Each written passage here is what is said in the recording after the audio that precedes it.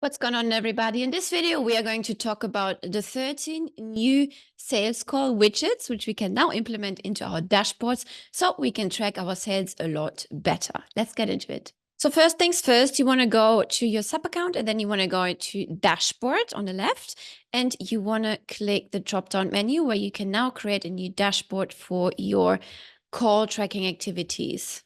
Call tracking, okay? You can have multiple dashboards as well for multiple purposes. We're going to get into each of them now. So you can select if you only want to see this as, for example, the sales manager, or if you want to share this with everyone. So you can maybe create a little bit of competition in your sales team and every morning have, a stand-up meeting, or every week have a wrap-up and say, hey, this person did this many calls and that person did that many calls, and give like bonuses and extras for the people who closed more deals on each of those calls, right? So for now, just going to be me to see this. And this is all the users within your account, right? You can add the users to your account, and this would be then everyone who has access to that account. Hit confirm. And then we have the blank dashboard, okay? On the top right, you can click that little pencil icon and you can add your widgets. On the top, you can see the different styles visually, how you would like them to appear visually. So we have numeric, we have donut, we have the line, we have the bar, and we have the horizontal bar. We're going to implement all of those so you can see how they all look like. Then we're going to cruise down to calls here. And you can see the 13 new different call widgets we have here. So why would you want to use each of them? So let's talk about it. The incoming calls status, the number of incoming calls grouped by status. Why would you want to use that? Well, maybe you want to evaluate your handling efficiency, right? You can monitor how incoming calls are distributed amongst different statuses. For example, you answered them, you missed them, they will be put on hold, things like that. Or you want to identify the bottlenecks in addressing calls and make adjustments to improve response time. How quickly do your people pick up the phone? How often do they miss to pick up the phone? Are they too busy? Why do they not pick up the phone? Are they still talking to somebody else? Do you need to hire somebody additionally to pick up more phone calls? Things like that. Then we have the outgoing calls by status. The number of outgoing calls grouped by status as well. Why would you want to track this? Simply to analyze outbound calling performances. Track outgoing calls by status again, right? Connected, picked up, didn't pick up. I reached the voicemail. I left the voice message. I'm too busy. They're too busy, right? To assess the effectiveness of your sales or customer support team. Like maybe we can call in a different time zone. Did we even check the time zone? Where are these people from? Are they working? Are they on their way home? Are they driving? Things like that, right? So you can really figure out when is the best time to call and how efficient is my team in implementing new strategies on figuring out when is the best time to call. And what's not being tracked cannot be improved, right? So over a time span of a specific time period, you want to pay attention to patterns which pop up over and over again. So that makes it a pattern. It's not just, oh, this one call or this, maybe 10 calls didn't go as planned. You have to see the bigger picture. And yeah, this can only be achieved through properly tracking with these widgets, okay? So let's move on to widget number 3, incoming calls, total call duration. The total duration of all the incoming calls. Why would you want to track that? Maybe you want to assess the call volume impact. Maybe you want to measure the total duration of all incoming calls to understand the load on your support or sales team as well. Similar to just what I just said, right? Do you need to hire more people? Do they need to be trained better in order to keep the call shorter, to get the customer or the prospect to the end of the call faster and more efficient? Do you need to work on your sales scripts maybe? Or maybe you want to identify the peak call periods. When are most people available? And you can allocate your resources according to that data, which you're going to collect with the new call widget. Now let's move on to the outgoing calls total call duration, the total duration of all outgoing calls, as the name suggests. Why would you want to track that? Well, to evaluate your sales efforts. Again, what you don't track cannot be improved. So the system will calculate the total duration of all outgoing calls made by your sales team, okay? Determine how much time is spent on outgoing sales calls, helping in resource and allocation and time management, all right? So the next widget would be incoming calls, average call duration. This use case could be to improve customer engagement.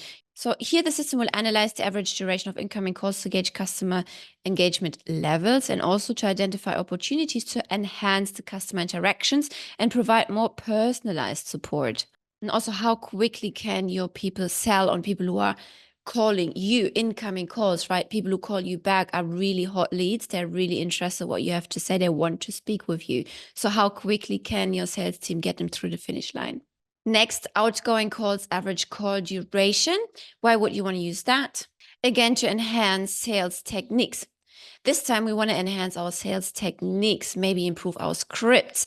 How long does it take on average for our outgoing calls in order to get to the end result? So through the average duration of outgoing calls, you can assess the sales pitch and evaluate the effectiveness of the actual script. How are your people pitching? How effective is it what they're saying? You can identify areas where sales reps might need additional training or guidance. Next up is the total calls placed by call attendee.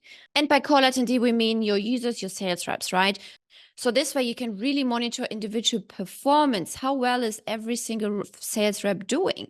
You can track the total number of outgoing calls made by each team member, and you can evaluate individual performance and identify the top performing sales or support agents. You can run competitions on this. Again, you can put out the reports every day or every week in order for them to be really motivated to become better and better and better every day. Next up, the incoming calls, average call duration by call attendee. Why would you want to measure this? Well, easy peasy, to really identify the individual agent efficiency. Next up is the incoming calls, average call duration by call attendee. What does that mean? That means you can track the individual agent efficiency. So you can compare the average call duration among team members who attend incoming calls and therefore recognize and reward agents who can handle calls much more efficiently. I'm telling you, sales people are very motivated people. So if you start to make competitions and things like that, they will go for it. And these tools are worth gold to do these kind of things.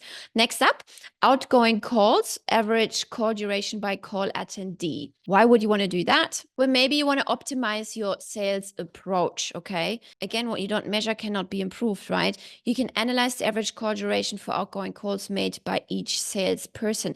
How quickly are they able to warm up the people, to make a connection with the people who are they trying to sell to, right? You can identify which sales reps may benefit from refining their sales strategies, or maybe even need to get rid of them and replace them, unfortunately, right? Next up is the first time call by status. Why would you want to track that? Well, you can assess the first contact success.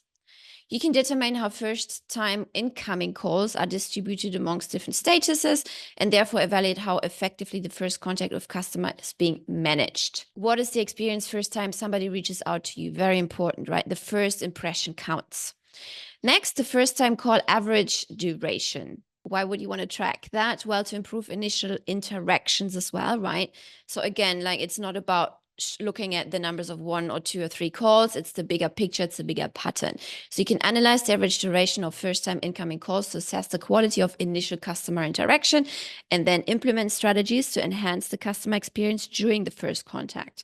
How can you be better the first time someone gets in touch with you? How can you make it even better and better and better? Next up is the first time call average duration by call attendees. That's again to track your people, right? So the agent training and performance will be tracked here. You can compare the average duration of first time incoming calls handled by different salespeople or agents and identify training needs and opportunities to improve the effectiveness of the first interaction again. Very important. How do these sales agents treat your prospects? And last but not least, the first time call total duration. Why would you want to track that? Well, again, to assess initial contact impact. You can calculate the total duration of first-time incoming calls to understand the overall time investment in initial customer interaction. Does this make sense to hire so many people to make this many phone calls? Where is the ROI? Where's the return on investment?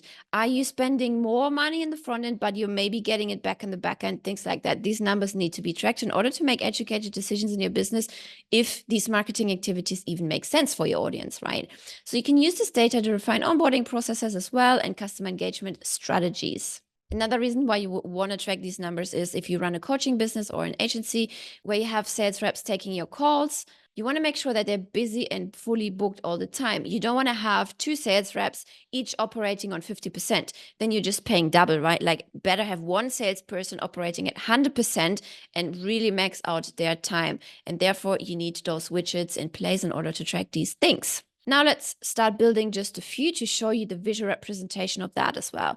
Let's say we take the first time call total duration. You can select how you would want this visually to show up: donut, line, bar, or horizontal bar. Let's take the donut, and you can configure this, right? There's different conditions you can also set, but let's stick with the configuration first. So the first time call duration, you can rename it if you would like. The metrics: do you want the sum? Do you want a minimum? Do you want a maximum duration? And so on. You can select between average and the count. The direction: call status, assigned to team member. Do you want to look at a specific team member? Call attended by this person, source type, where did they come from, what kind of funnel did they book through, and so on, right? Then you can also select the order, descending or ascending, and you can put the limit. You want to see 10, 11, 12, 20, whatever. So then you can also select the date property. So this is important if you want to do a recap every day, every morning, every week, every month, who's the best sales rep, and so on. You can just go here and you can put maybe, you can do days, you can do weeks, months, quarters, or years. Let's say last year, right? And then hit save, and then all of this will pop up here. So there's 0, there's a demo account, obviously, but first time call duration 0. Okay, so this is how the donut representation would look like. And then if you want to modify it again, you click on the 3 dots here and then hit edit or delete if you want to get rid of it, and you come back to the same window as I just showed you. Let's add another widget for you to see. Let's take the line to see the different representations. Let's see outgoing calls. Let's say date range last year, hit save. That's how that would look like. Okay, they've been declined. Outgoing calls have declined. Why? Why did they decline? Where are all the sales reps, right? Like, go back and refine your strategies. Why did they decline? Add another widget. Let's go to the bar, for example. Go to calls.